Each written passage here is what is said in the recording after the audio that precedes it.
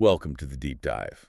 Today, we are looking at a stack of blueprints that essentially outlines the extinction of the corporate office as we know it. Yeah, it's a pretty wild set of documents. It really is. I'm talking about a massive cache of architectural diagrams, UI interfaces, technical specifications, and audio transcripts.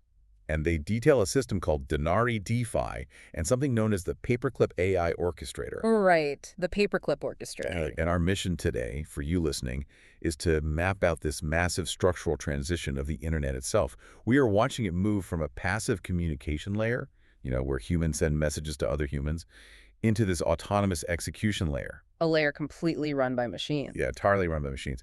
And the wild concept anchoring all of this, the real hook here, is the zero human company. What's fascinating here is how this shifts the entire narrative around Web3, because for years, the public has viewed this technology purely through the lens of speculative token trading. Right, just people gambling on coins. Exactly. But these sources reveal an evolution into invisible institutional infrastructure. In this zero human company paradigm, the entire corporate hierarchy is replaced by autonomous AI agents. And we should clarify, these aren't just chatbots, right? They aren't just generating text emails. No, not at all. They hold multi-signature wallets, they manage complex treasuries, and they execute massive business operations around the clock.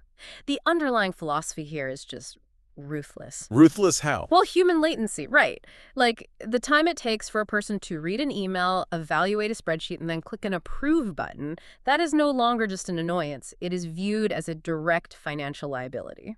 Okay, let's unpack this, because jumping from the theoretical idea of a machine economy to actually replacing human corporate structures, that requires some serious logistical heavy lifting. Oh, absolutely. It's a massive leap. So the Denarii blueprint outlines these 5 pillars of enterprise automation. But rather than just listing them out like a textbook, let's look at how this actually changes a single business day. Imagine a startup, right? Okay, standard startup scenario. Yeah. Normally you hire a PR agency or you pay for SaaS tools like HubSpot. But here, a social agent takes over. It scrapes platforms, it engages audiences, runs viral campaigns, and the blueprint notes this strips out about $8,120 a month in overhead. Yeah, and that's just the external facing side. Internally, the cost savings become entirely structural. Right, like with software development. Exactly. Take operations. Instead of paying for project management software like JRA or Asana and then, employing human scrum masters to wrangle developers, the orchestrator just handles it entirely. It just takes a whole job. Yeah, it ingests high-level organizational goals, breaks them down into specific engineering tickets, delegates them to specialized AI coding agents, tracks the progress, and even compiles the postmortems. And they estimate that single architectural shift removes $100,000 a year in administrative friction. At least 100,000, yeah. And then you have the financial and security layers running simultaneously, right? You don't buy premium analytics subscriptions like Dune or Nansen. No, a treasury agent handles that. Right, Okay. saving another $5,000 a month while actively monitoring for things like Oracle peg drift or, executing arbitrage trades. And before any of that code generated by the operations side goes live, auditor agents are continuously scanning for vulnerabilities. Because you can't just trust the AI blindly. Exactly.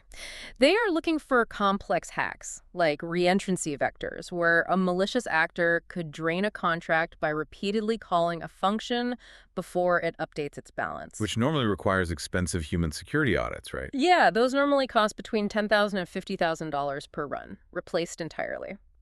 Which culminates in the highest level of this automated company, the strategic layer. The agent council. Yes, the blueprint details an agent council. So instead of a human C-suite or expensive management consultants, the system relies on specialized AI models literally debating each other. Hey, debating each other. Yeah, you have different agent personas evaluating business strategies, running tokenomics models, and assessing regulatory risks before they ever authorize a capital deployment. It saves easily another $50,000 a year. I hear that. And it sounds amazing, but this brings up a massive red flag for me. It's a great story on paper, but AI models famously have amnesia. They do. If you've ever used a large language model, you know it eventually forgets the beginning of the conversation. So if this agent council is managing a corporate treasury, how do they not bankrupt themselves on day one? Because, they literally forget what their core business model is halfway through a transaction. It's a great point, and that is actually the defining technical bottleneck of this entire space. It's explicitly referred to in the documentation as the Memento Man problem. Memento Man, like the movie. Exactly. Standard API connections to language models are inherently stateless. An AI agent might be spun up with incredible analytical processing power, but it has zero situational memory of what it executed 5 seconds ago. It just wakes up blank. It wakes up as a blank slate every single time it gets pinged. So how do you run a continuous multi-million-dollar business operations loop with an amnesiac C-suite? That sounds terrifying. Well, the Paperclip AI Orchestrator tackles this through a deeply structured 2-part stateful memory system. First is the heartbeat check-in system. Okay. This isn't optional. It is a hard-coded mandatory operational loop. Before an agent can execute a single action or delegate a task, it is forced to reference a contextual checklist. Like reading its own resume? Basically, yeah, it must read its designated persona, review the overarching goals of the organization, check its current task queue, and then mathematically define what successful execution actually looks like. It's essentially a forced orientation. Yeah. The blueprint mentions they use a PRA memory system, projects, areas, resources, and archives. Right, the PRA framework. So for you listening, think of it like a highly organized, highly secure filing cabinet, or better yet, a locked room. Every morning, your amnesiac employee is walked into this room and handed a highly specific folder. They are forced to read their job description, their current projects, and the company rules before they are even allowed to look at a bank screen. That mechanical constraint is absolutely vital. By forcing the AI to read from and write to this specific file-based structure, the orchestrator prevents the AI's token context window, its short-term working memory limit, from getting overwhelmed. So it doesn't get distracted by old conversations. Right, it doesn't get bogged down by irrelevant historical data or conversational drift. It only loads the exact files necessary to compute its current state. But memory isn't the same as accuracy. Right. Let's say the AI remembers exactly what it's supposed to do. If I ask a highly capable AI model to do complex multi-step math right now, there is a very real chance it confidently gives me the completely wrong answer. Oh, absolutely. Hallucinations are a massive risk. Right. So forcing an AI to execute complex financial logic introduces a terrifying risk of hallucination. How do they stop that? The sources address this mathematical reality through a concept called the measurability gap. The measurability gap. Yeah. The equation they use represents the difference between the cost of generating cognitive work and the cost of human verification. Because AI can generate complex code or financial models for fractions of a penny, but hiring a human expert to verify that work still costs thousands of dollars, the economic incentive shifts. Meaning companies are tempted to just let the AI run wild because it's cheaper. Exactly. They are financially tempted to deploy unverified, machine-generated systems. And the blueprint warns this creates a highly dangerous hollow economy. And the math they show on this hollow economy is genuinely frightening. They map out a scenario featuring an unverified 10-step AI workflow. Let's say the AI operates at a 95% accuracy rate per step. Which sounds great, right? Yeah, in isolation, a 95% success rate sounds like an A-grade performance. But when you compound that 95% across 10 sequential steps, the overall success rate degrades to just 59.8%. It just plummets. The errors snowball. Yeah. A 4 in 10 chance of catastrophic failure is completely unacceptable when you are handling enterprise capital. Which is exactly why single-agent autonomous workflows are practically outlawed in this ecosystem. You just can't do it. You can't. The orchestrator solution is independent multi-agent verification. They introduce a dedicated QA agent. A completely separate AI. Yes, a totally separate, isolated AI model that also has a baseline 95% accuracy rate, but its entire function is to audit the primary agent's work at intermediate checkpoints. Just checking the math. Right. And by introducing this independent verifier, the math changes completely. The probability of an undetected error slipping through any single step drops from 5% down to just 0.25%. That is wild. That drop from a snowballing disaster down to a 0.25% error rate really emphasizes the architecture here.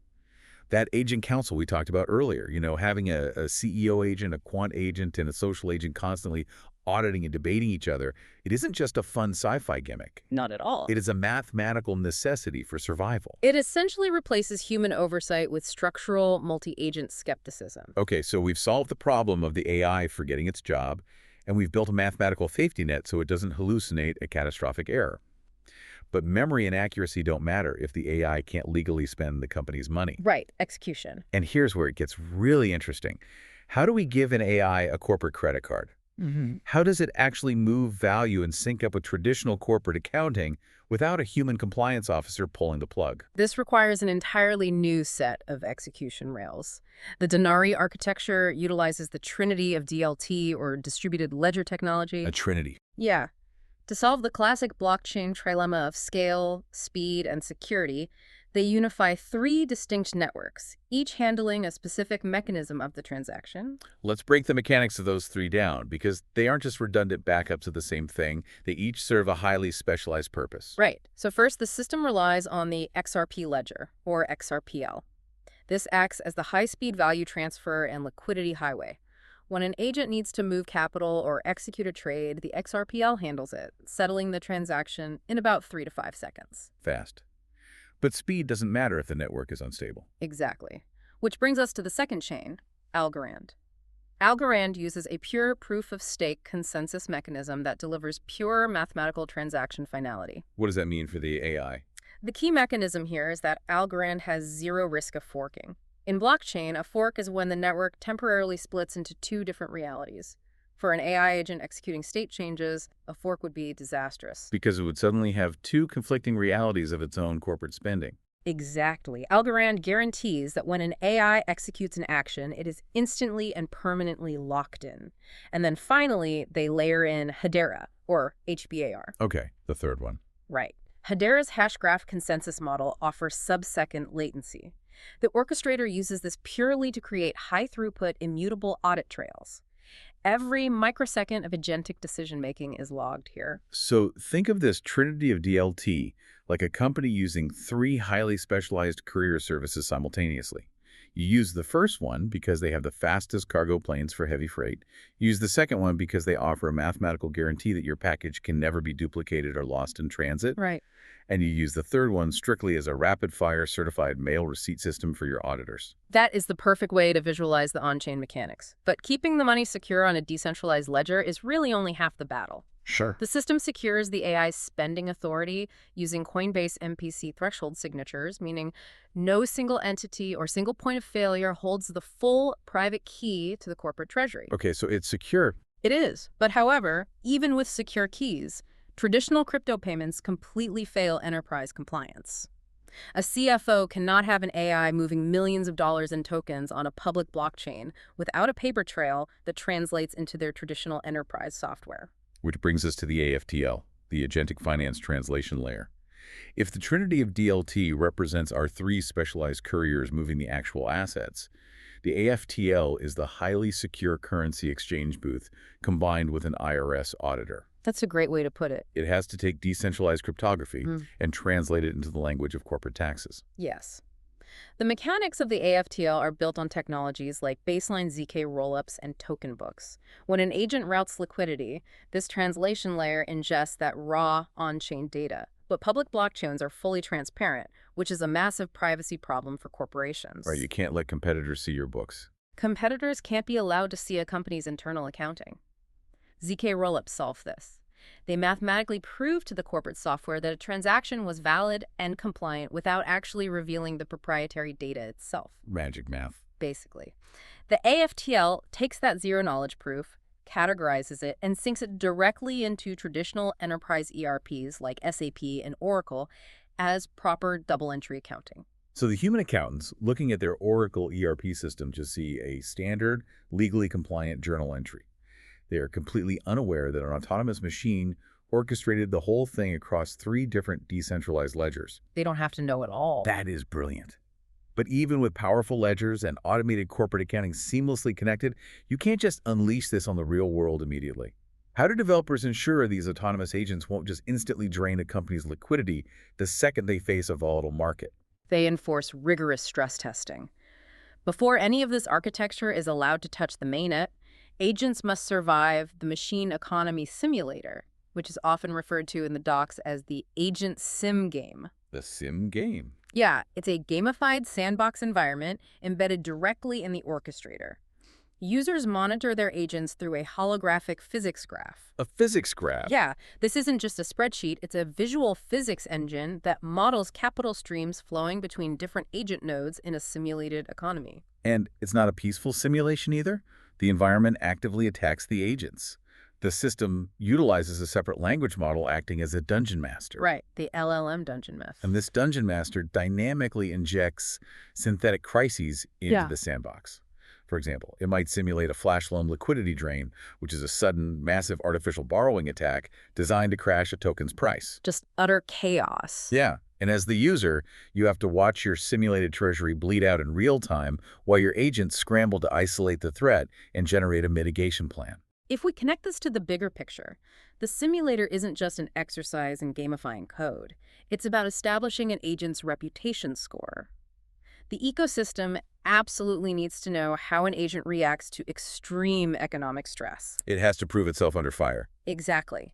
Can the AI distinguish between healthy, organic capital flow and a mercenary liquidity attack? The agents have to prove their structural integrity and build verifiable trust in the sandbox before they are ever granted access to real value. And to make sure these agents actually have the analytical chops to survive, the sources detail upgrading them with Flare AI skills. Yeah, the Flare skills are crucial. They specifically mention giving the AI a persona called Dexter. Dexter is modeled entirely on the investment philosophies of Warren Buffett and Charlie Munger. Which is so funny to think about in Web3. It really is. Yeah. Crypto is infamous for hype cycles and pump-and-dump schemes. The Dexter persona forces the AI to aggressively ignore social sentiment and focus strictly on fundamental protocol fee generation and actual cash flows. It's a vital constraint for institutional stability. And they pair that Buffett-style persona with a technical tool called code graph semantic analysis. How does that work? Well, traditional smart contract scanners usually just read code line by line looking for known syntax errors. CodeGraph operates completely differently. It maps the full impact radius of a smart contract. Impact radius. Right. It asks semantic questions, tracing failure points. For example, if this specific pricing oracle goes offline, how many dependent contracts downstream will blow up? It provides the AI with deep semantic intelligence rather than just basic token matching. So we have highly trained, Warren Buffett-minded AI agents, flawlessly auditing themselves through mathematical QA checkpoints, moving money across 3 specialized blockchains, and seamlessly translating their actions into SAP accounting software. It's a massive stack. The sheer power of this system is undeniable. But looking through the sources, there is a massive tension regarding who actually gets to control this infrastructure. We are looking at a deep divide between high-level institutional gatekeeping and grassroots democratization. Yeah, the architecture really forces that tension. To access the paperclip orchestrator and actually deploy these enterprise-grade agents, the system enforces a strict mathematical barrier known as a token gate. A paywall, basically. Basically, to enter the vault, users must prove they hold at least 2% of the total supply of the native DFI token. 2% of the entire supply. That asks a massive question of you, the listener. How do you feel about the future of automation being locked behind what is essentially a massive financial paywall? It's a tough pill to swallow. I understand needing to prevent network spam, but gating the entire orchestrator behind 2% feels like creating an exclusive country club for crypto whales. It completely locks out the everyday developer who might build the most innovative autonomous systems. That critique cuts to the core philosophical divide of Web3. The architects argue that the token gate ensures only highly invested, economically aligned participants can deploy system-altering AI agents. They want skin in the game. You want operators who have serious skin in the game. But Denarii DeFi recognizes the friction this creates because they are simultaneously funding a massive decentralized counter-movement called 1 million devs. This initiative is the exact opposite of the 2% bolt. 1 million devs is a completely free, no-code Web3 builder platform designed to aggressively democratize the technology. Yeah, it's totally open. They offer free daily live education sessions, and the technical stack they give away is just staggering. They are actively trying to remove the cost and complexity barriers that typically stall grassroots development. The platform provides access to Google AI Studio for generating front-end user interfaces, a system called Anti-Gravity for secure back-end generation, and free deployment hosting through Netlify. And you can see the results in the community builds they highlight in the sources. You have everyday people launching grassroots projects, things like Moongirl Web3, X Meta, and Moonboy Arcade. Real community-driven stuff. Yeah, decentralized applications being built without needing to hold a massive token gate. So the ecosystem is running on these fascinating dual tracks.